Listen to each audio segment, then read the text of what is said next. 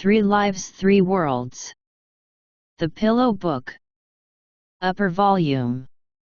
Original work by Tanki Gongzi. English translation, Hamster 428. English editing, Rock Harlequin, Joanna Kuang. Chapter 4. In her drowsy sleep, Fengju heard gusts of wind screeching by her ears. Thinking it was a dream, she peacefully closed her eyes again to remain asleep. But as soon as her eyelids fell, she jolted wide awake. The morning god in his sun chariot was sprinkling morning rays across the sky. He neared and got out of his chariot to bow when he saw Donghua. Fairy ranges looming behind the clouds were zooming by underneath their soleils. A few green summits peeked out to view. Fengju froze for a length of time. When she finally gained enough energy to control her trembling, she gazed up and confirmed she was still a silk kerchief. She numbly looked around to see why she was hearing so clearly the whistling of wind. It turned out she was tied to Donghua's sword hilt and worn at his waist. They were gliding together on wind and clouds. Befuddled, she tried to recall last night. Surely she had escaped, so why was she still here? Was she caught afterward? But she didn't remember anything about that. Perhaps she didn't escape after all. Perhaps after Donghua changed into his sleepwear, he kept her in his sleeve again and she also fell asleep with him, and everything was but a dream. She tried to steady herself and grew to find her explanation becoming increasingly reasonable. It was a good dream, she thought, if somewhat tearful.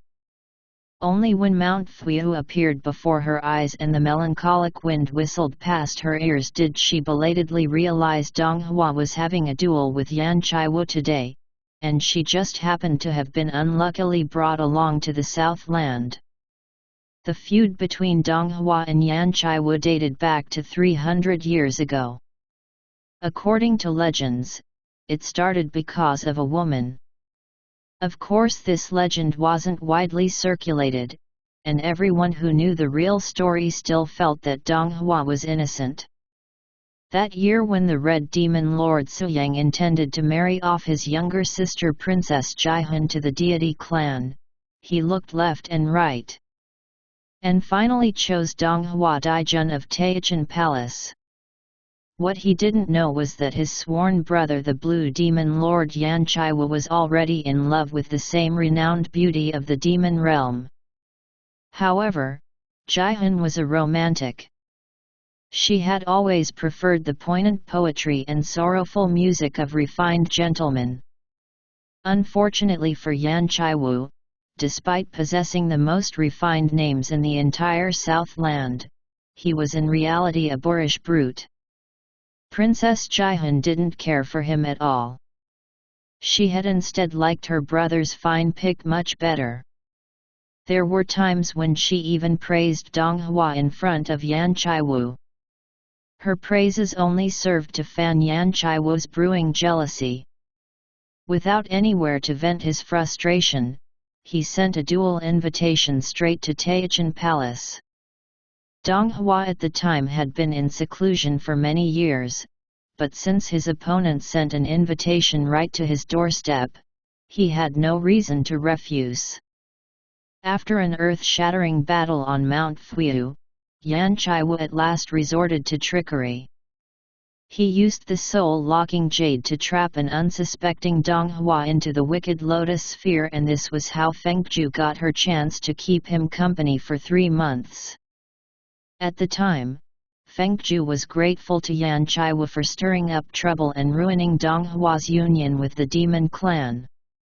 Donghua also hadn't seemed to keep his engagement close at heart, and she eventually let go of her worries.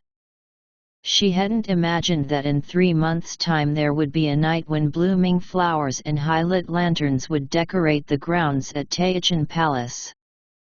Under the warm afternoon sun, a palanquin carried into the main palace a most important guest. This most important guest was no other than the calamitous beauty Jihan. On the white jade bridge, the maiden within lifted the curtains and descended from her palanquin, her elegant fingers resting on the phoenix railings. Her lips tinted, her teeth white, her eyes gleaming brightly. Mist drifted slowly on the lake surface. On the rippling viridescent water was a reflection of her high coiffed hair. Just like that, with graceful ease, she had created a scene so charming and ethereal.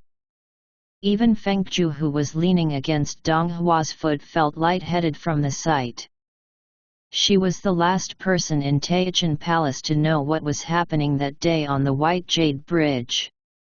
Furthermore, it was Zhihe who brought to her this knowledge.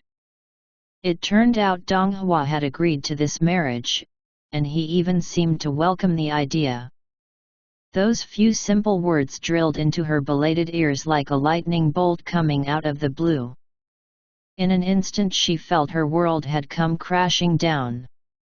As for the wedding night, when the scarlet bridal veil was lifted, the bride had somehow changed into Zhihe. Fengju's mind was in a jumbled knot during the last few days before she left. She only knew Zhihe had told her that such things were common in the mortal realm. Young couples were too stubborn and proud to understand one another. Matrimony was but a gold testing stone for true love. It had also been the case for her and Dong Hua. Fengju was so inexperienced that she had believed even such nonsense. She was hurt by her own naivete. The only thing she was quite sure of was that Dong Hua wasn't exactly young anymore, so the test for young lovebirds couldn't have been applied to him. In hindsight, she realized everything could have been made up by Zhihe. Otherwise, Tianjun wouldn't have gotten so angry and banished her to the mortal realm. After going through so much in life, she wasn't ignorant anymore. Following careful thoughts, she knew the chances of Dong Hua liking Zhihe were very small. If he had liked his pompous foster sister after all, then he wasn't worth her loving him for so long. In the end, she could only guess what had really happened, but she wasn't able to verify much of it. She only felt that when Dong Hua agreed to marry Jihan, it could have been out of genuine admiration. Truthfully speaking, even under her scrutinizing eyes, Princess Jihan was exceptionally kind and brave. Without mentioning her beauty, her talents, or even her virtues, just the fact that she had selflessly helped them in the wicked lotus sphere was plenty admirable. It was only a matter of course that Dong Hua would come to like her. Fengju, too, had certainly lent Dong Hua a hand in the wicked lotus sphere. But even the most ridiculous collection of her aunt's screenplays did not contain the following words: "A gentleman was saved by a young lady and a beloved pet. The gentleman chose the pet over the young lady. For this reason, she accepted her defeat to Jihan with acquiescence." Cold wind screeched on the summit of Mount Fuyu. In the blink of an eye, billowing clouds came rolling in. The vast land was as desolate as a battlefield. Fengju returned from her reverie. She was glum, but quickly cheered up upon seeing her surroundings. She was born in an age of peace, having never once witnessed any of the famous battles recorded in history books. A rare chance came up 200 years ago when her uncle-in-law, Yehua, was battling against the ghoul king Qing Kang. It was said to have been quite a scene, but unluckily, she was stuck in the mortal realm at the time repaying a debt. For 200 years she prayed to heaven on each birthday for some immortals to have a dispute which would blow up into a fight. But heaven paid no heed to her request. He let their relationships improve each year instead. She had little hope that her dream would ever come true, but unexpectedly she hit the jackpot today and finally got to see one in person. Her heart sang happily. Whatever the case, this demon lord was able to trick Dong Hua in the past. Although his method was a bit unscrupulous, he did have talents, and he must be a worthy rival. Rumors had it he was forthright and free-spirited.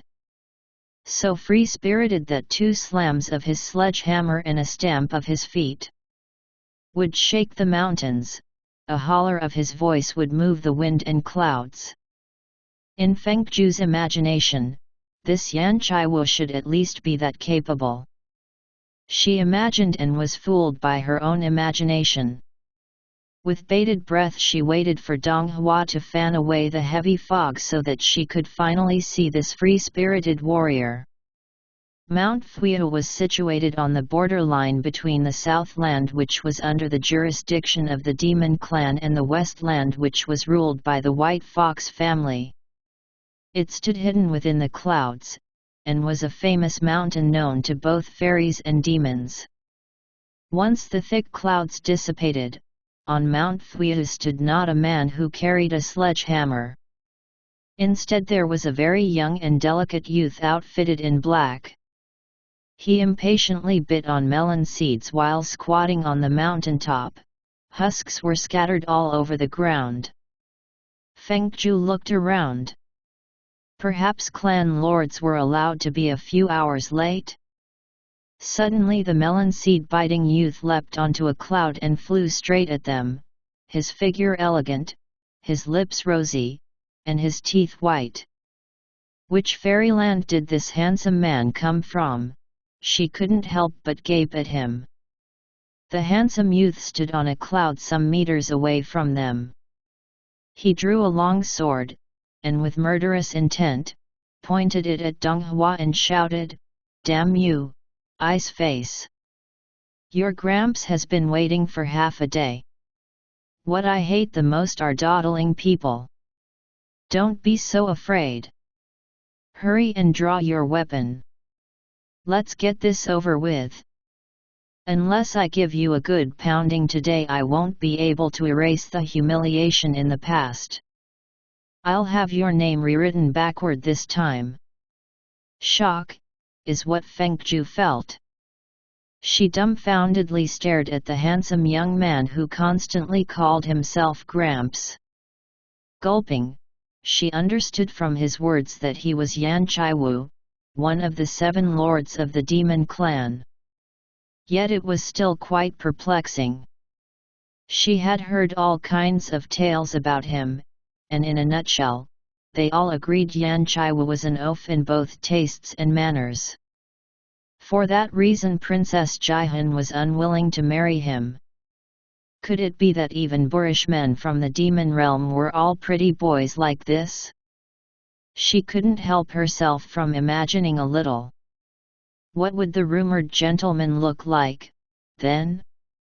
When she called up an image of a hairy warrior facing the sunset and reciting sad poetry, her stomach suddenly churned. Everything was within Dong Hua's estimation. After letting Yan Chaiwu howl to his heart's content, he politely gestured his hand, "After you." His nonchalance angered Yan Chaiwu. He gave a glare which revealed his thuggish nature. "After your grandmother." Strong winds picked up, ominous currents whirled behind him. On the boundless inky river was a weapon-wielding army. Having never seen such scene in her life, Feng Zhu started to feel queasy. Dong Hua, on the other hand, was far too calm. He even lifted his hand to smooth down the handkerchief that was her, which was being blown by the gust, so that she could hang securely on his sword hilt. Yan Chaiwu scoffed. His face was as exquisite as a spring blossom under the moonlight. "Since I dared ask you out to fight, I came prepared," he said icily. Surprisingly enough, Feng Zhu started to daydream at this moment. She surmised there must have been another reason why Jihun didn't like this Yan fellow. Perhaps she didn't want to have a husband who was prettier than herself to prevent losing face when they stood together. Looking up, she saw Yan Chaiwu raise his hand and point to the army below them. His face glowed even more exquisitely with the aid of an ecstatic smile. Fengju nodded quietly in her mind. Right, that had to be why Jihun didn't choose him. Take a look. This demonic formation was something I recently developed. It is formed from 7,000 mortal spirits, took quite a bit of effort from me. They're all vice spirits, but if you destroy them, you would be destroying their chances at penance and rebirth. I, too, want to see how you benevolent gods plan to break this formation of mine. In a flash, the mortal spirits had formed into an armored legion. They brought with them howling winds and wailing rain. Every single one of them was still in his human form, but their greedy eyes were as malicious as those of wolves. The weapons in their arms emitted a deadly chill. On the endless water, waves stretched out to the horizon. The unending horde of 7,000 spirits came upon them, rows after rows. It was a horrifying scene. Fengju trembled and pressed closer to Donghua's waist. She had always been afraid of overcrowded spaces. Right now she could only feel goosebumps upon witnessing this scene. She could care less about the new learning experience, she only wanted to free herself from Donghua. Before she could come up with any idea, the Kanghe sword had flown out of its sheath and fallen into Donghua's hand. His eyes gave a sweep at the spirits on Mount Fuyu, and before long, a radiant light spread out within a 100-mile radius. Images of countless blades appeared, swallowing up the dark energy. Trapped within the bright sea of blades, all Fengju felt were the blinding white light and her intense headache.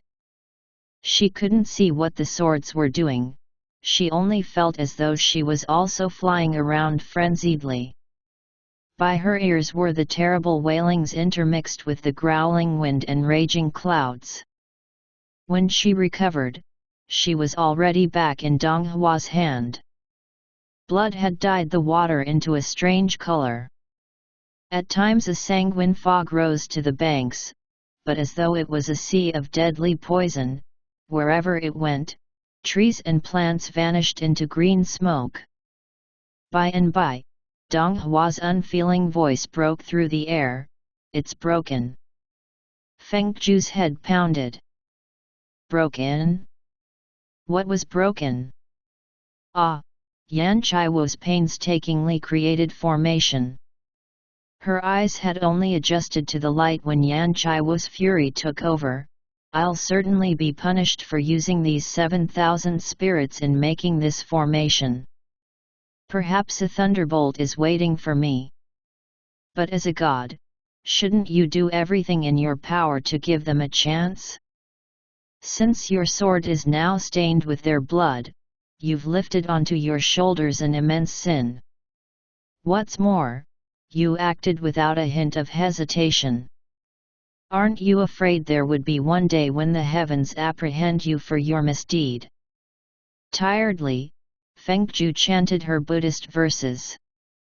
She prayed to the heavens that Yan Chaiwu would be precise in his swings. Yet although the Yan fellow was utterly precise with his sword, the force given off by the blade could still very well harm her. Momentarily pessimistic, Fengju couldn't believe Donghua had done something so dishonorable. How could he punish her this way, for what was only a careless joke about his perverseness? Never mind that. If he brought her death today, let's see how he would answer to King Kaiyu.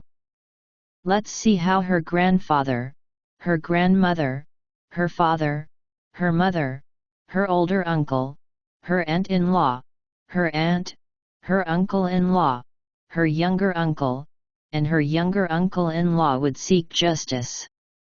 While caught in her excitement, a silver light flashed at the end of the sky, cutting through dark billowing clouds. Yan Chaiwu grunted painfully and stumbled 10 meters backward.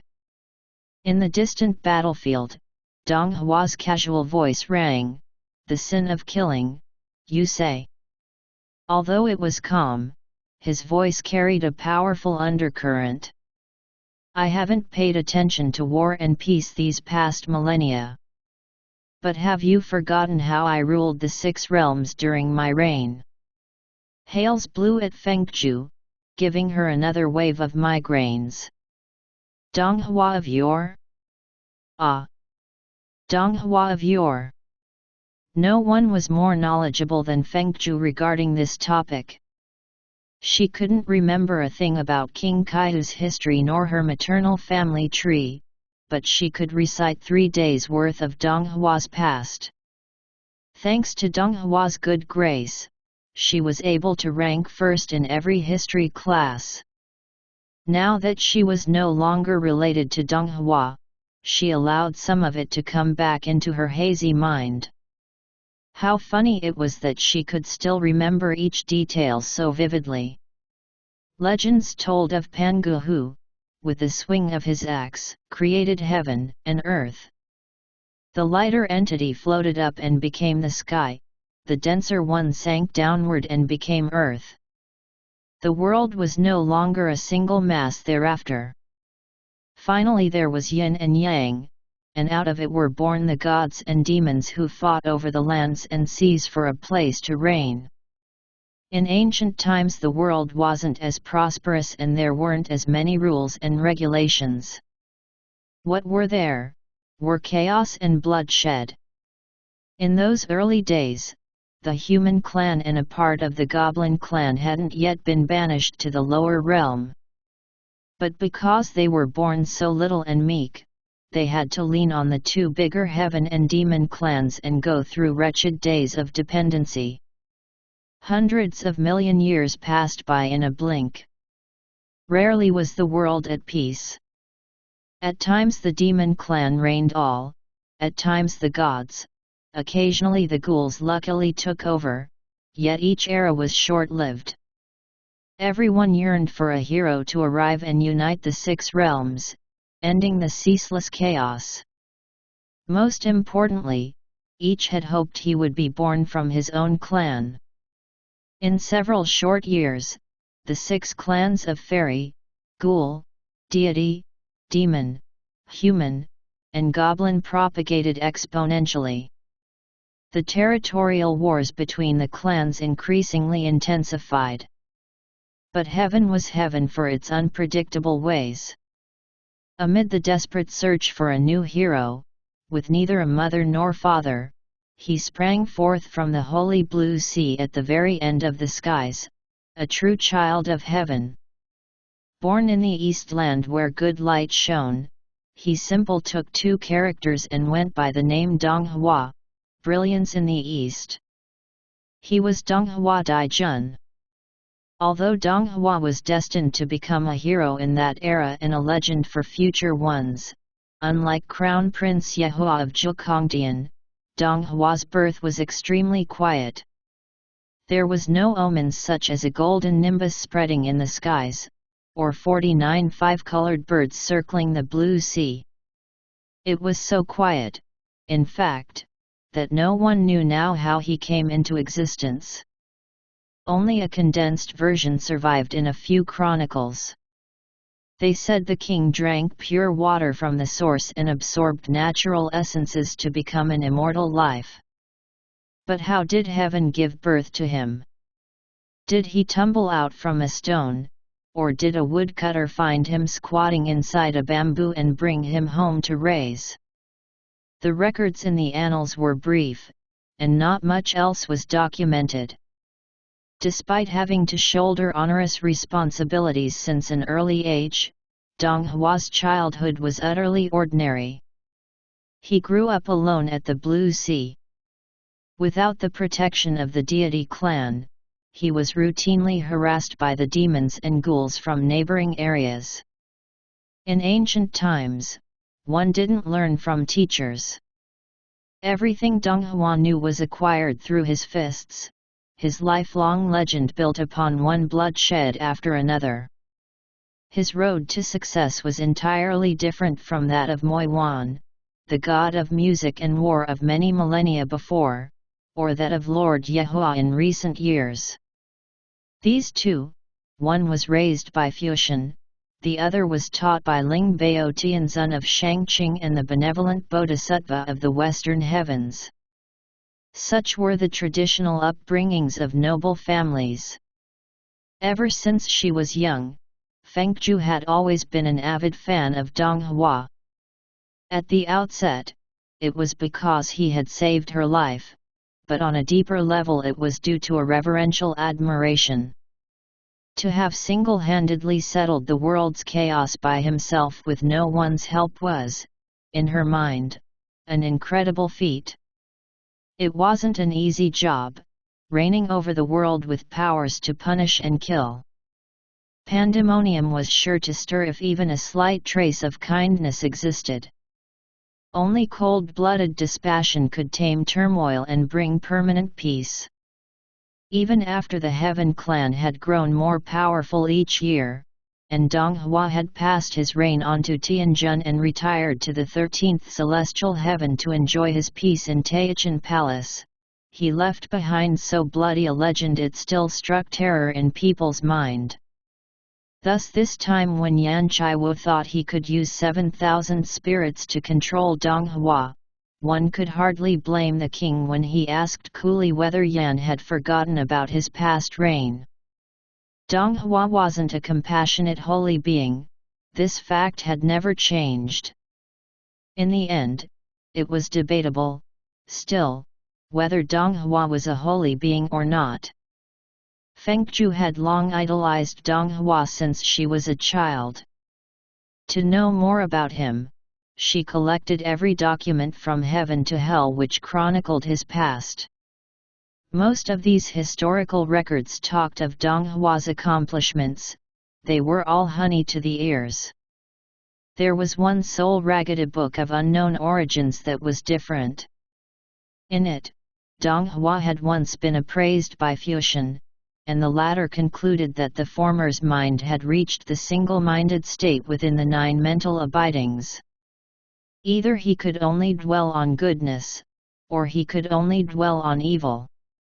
Fengju's studies of philosophy weren't exceptional, thus she transcribed these words and went to ask her little uncle Bai Zhen.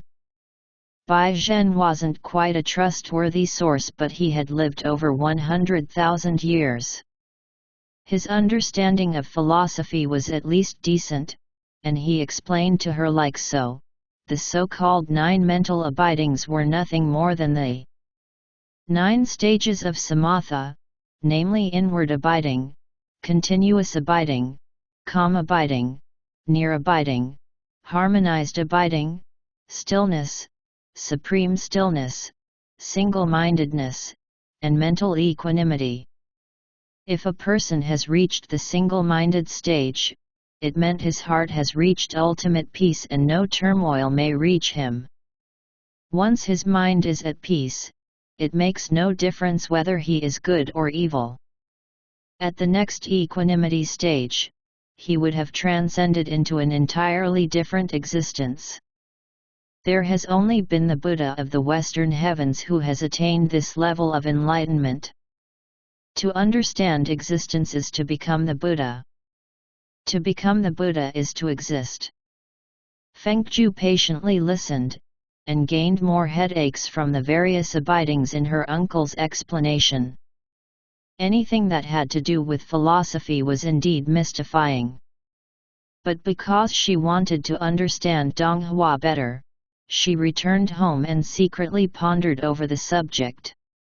She finally comprehended that Dong Hua had started out as neither a god nor a demon, but afterward he had chosen the ways of the gods and left the ways of the demons.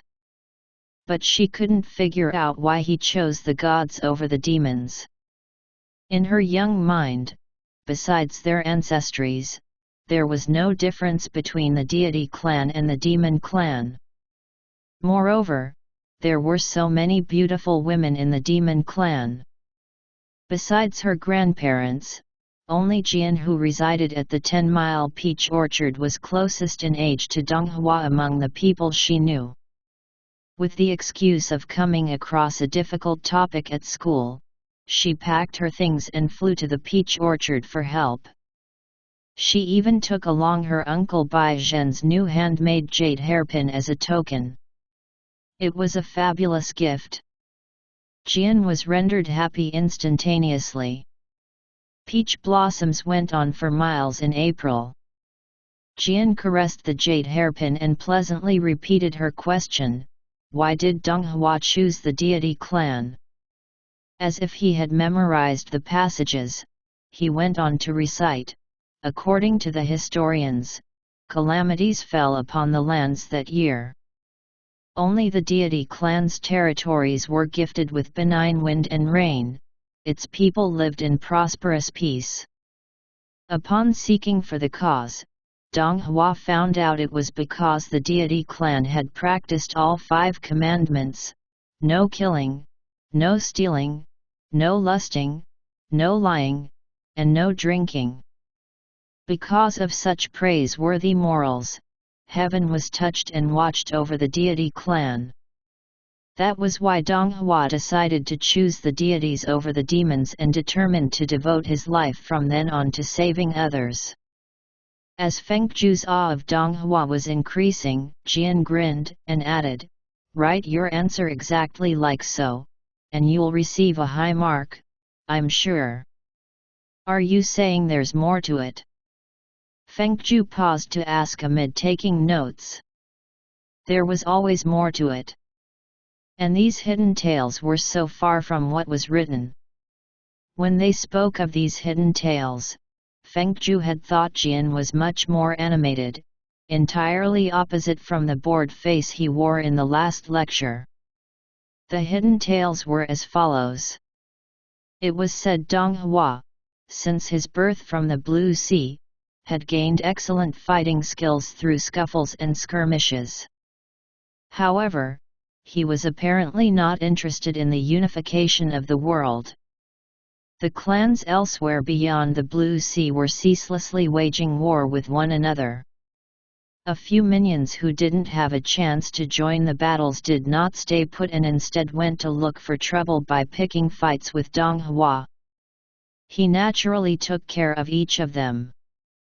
But there had been protectors above these minions. The bigger demons protecting these minions felt as though they had been humiliated, thus they took turn in showing up.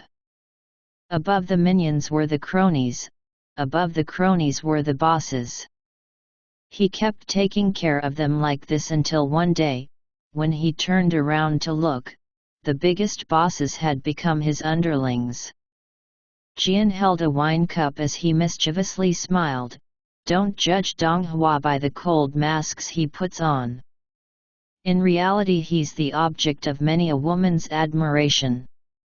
Donghua, with his handsome countenance, youthfulness, and legendary achievements, was unsurprisingly the ideal husband to many ladies from the various clans.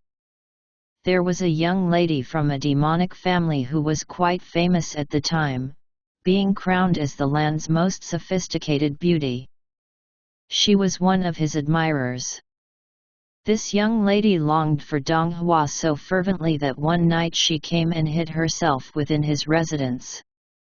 At night when Donghua returned and found a beauty behind his bed curtain, he was slightly shocked.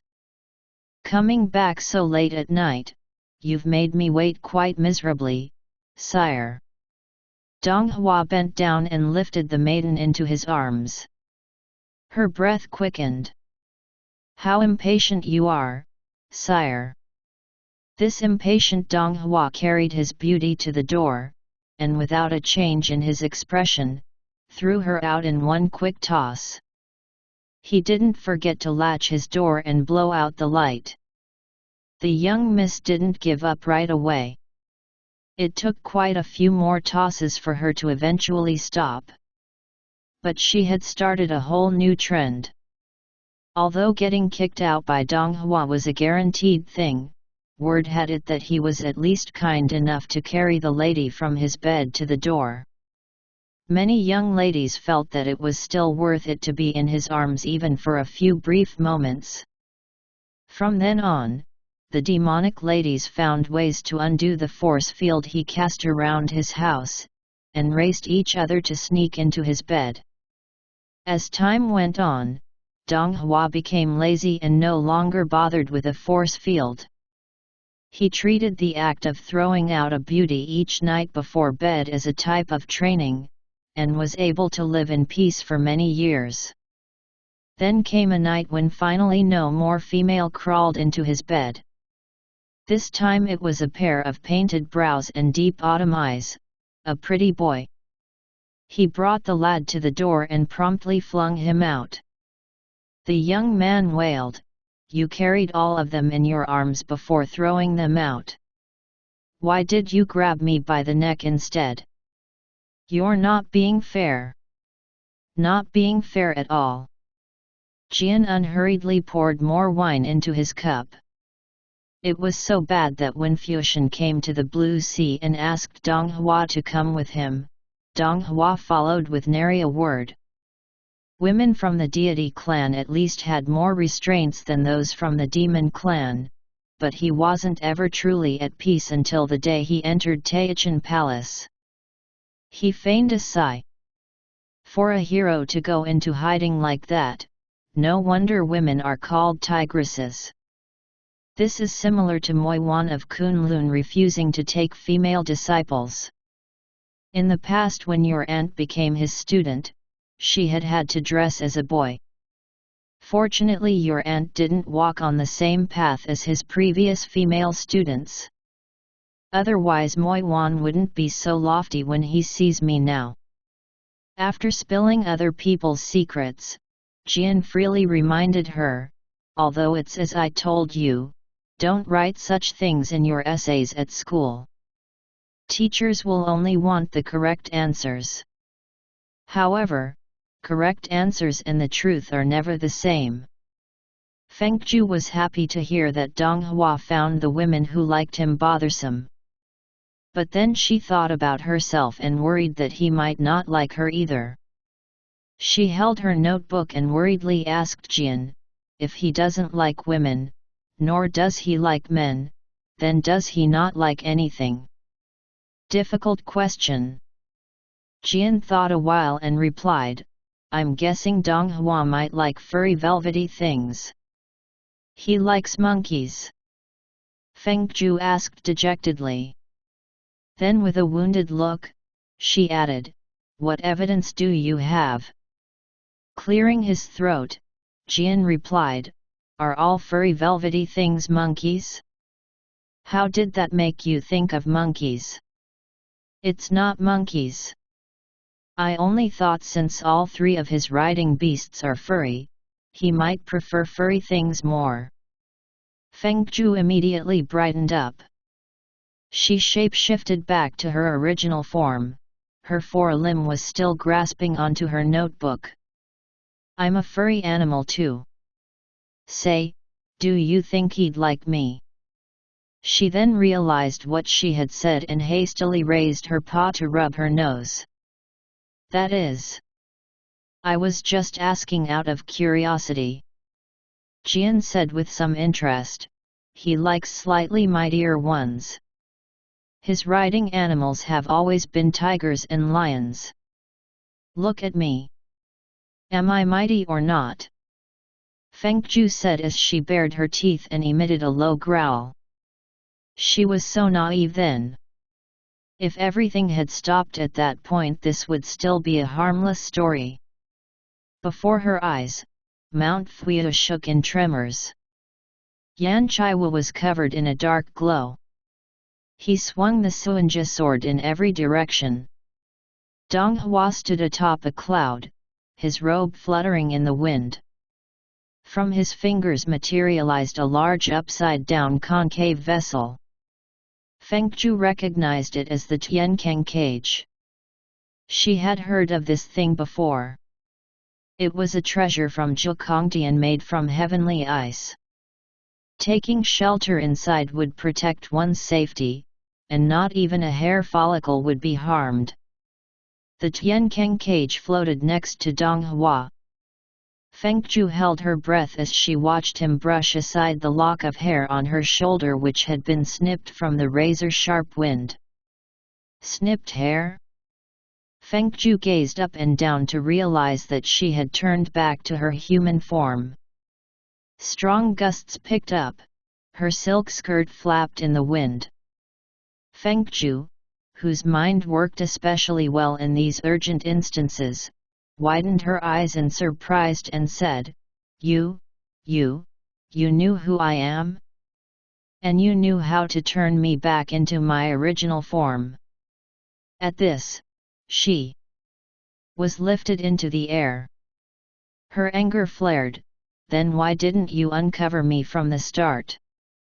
Demonic currents blew by, fueling her heart with more bravado. In truth I did turn into a kerchief to avoid embarrassment, but what you did wasn't gentlemanly either. You were clearly poking fun at me. Am I funny to you? She knew she wasn't the type of girl he liked, but she was still a girl. She, too, needed to be treasured. Yet he didn't even treat her right. If you already knew who I am, you didn't have to take me to this dangerous place. You tied me to your sword hill to watch my terrified state, didn't you? What I said about you wasn't intentional, you know. The corners of her eyes reddened in fury. Dong Hua failed to find words and only gazed at her for a long while. At last he said, I'm sorry. Fengju was naturally hot-headed. Once she heard his apology, she cooled down and cleared her throat. Forget it, this time, Dong Hua added in his leisure way, I've had enough fun. Fengju's forgiving words stayed lodged in her throat. Anger shot to her head, crackling sparks in her eyes. Dong Hua petted her hair and smilingly said, Your ears are red from anger. Fengju thought she had heard wrong. How could he be joking with her, this perpetually grumpy person? All of a sudden, flaming fireballs burst from behind. Below them was flooding water. Beasts and serpents bellowed in cheers. Before she could collect her senses, her entire body was lifted up by Dong Hua as he easily pushed her inside the Tiankang cage. Wait inside, don't come out.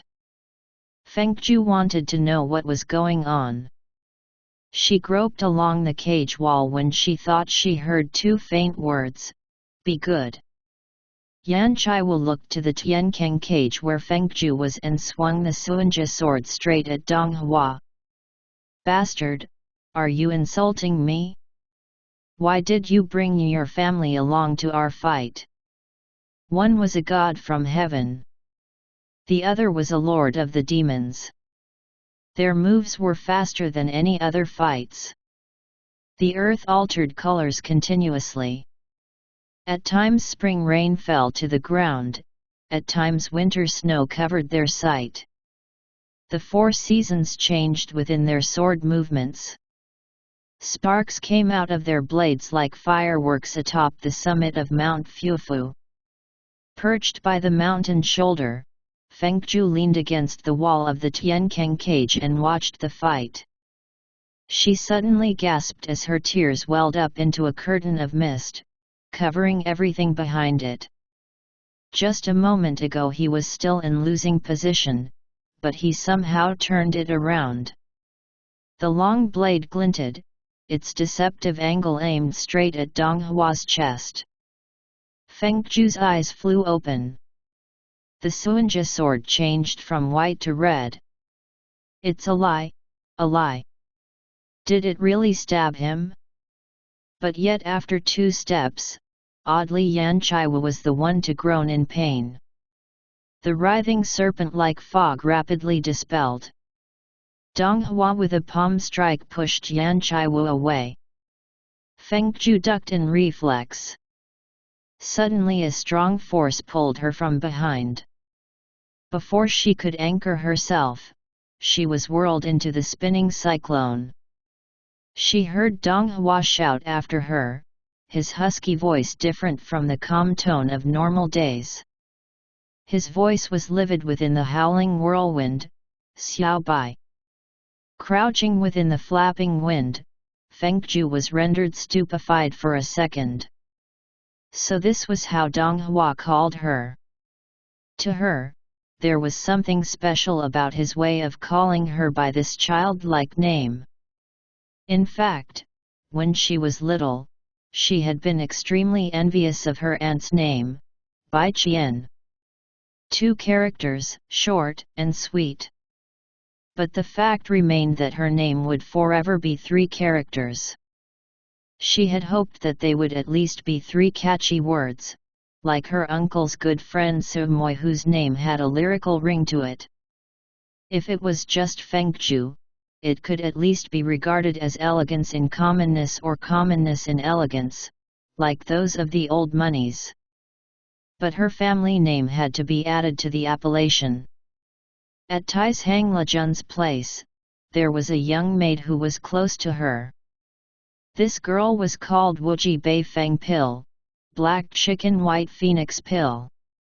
She had thought about her name a lot and it always ended with a sigh. Everyone else in the world didn't dare call her by her full name, thus over time they mistook her name to be Feng Zhu, with Feng being her surname. But he called her Xiao Bai, and she loved being called this way. Dong Hua couldn't reach them. Being injured, Yan Chaiwa had called upon a spinning cyclone and somehow Feng Zhu was whirled into it. Grabbing onto her shoulder, he roared, "Why didn't you fall into my trap? How can it be that my illusion didn't work on you? Was Ice Face's coughing blood only a deception?" Then he howled ruefully, "Is my magic useless now? How can I live anymore? I've disgraced my title so. It would be better if this wind took me to the underworld so I could reincarnate as a turtle. Let's die together." Feng Zhu started to tremble. She needed to think fast. She really didn't want to go to the underworld with him and reincarnate into 2 turtle siblings. She covered her ears and raised her voice, "No, your magic isn't useless. I saw him cough blood. Young lady, you should have left the Tiankang cage to shield your lover. Once you came, he would be flustered enough that I could strike him. Such is the beauty stratagem in the 36 stratagems. But see what you did? You came at the wrong time, that's why I got struck. I'm sorry my timing was wrong, but the wind pushed them off their balance. I don't think you're well right now, and that beauty stratagem in the 36 stratagems? That was written by Siming, who never even won against anyone. His words aren't trustworthy." Upon her last word, both tumbled down into the deep valley. After having fallen into the valley for a while, Feng Zhu began to realize there was something amiss with what Yan Chaiwa said before they fell down here. Reasonably speaking, she should be on Dong Hua's side. She didn't run over to shield him because she felt small. Frail Yan Chaiwa might have killed her, but he would have only given Dong Hua a few scratches at most. Their skills were on different levels, and their abilities to withstand the blade were also different. And yet while these were the things she considered, in reality she had also been gravely worried for Dong Hua. Despite his pranks, he very honorably let her have the Tiankang cage to protect her safety. Therefore she wasn't being petty, nor was she holding on to any past grudges. But how could Dong Hua even begin to understand each of her deliberate feelings? He must have begrudged her for lacking righteousness. After collecting her thoughts, Feng Ju turned and said her apologies to Yan Chaiwu. She accepted in her mind that Dong Hua had misunderstood. A moment before he was still shouting after her. A moment later she fell into the valley and his shadow was nowhere to be found. She could hardly blame him. He must really be angry with her this time. End of chapter 4.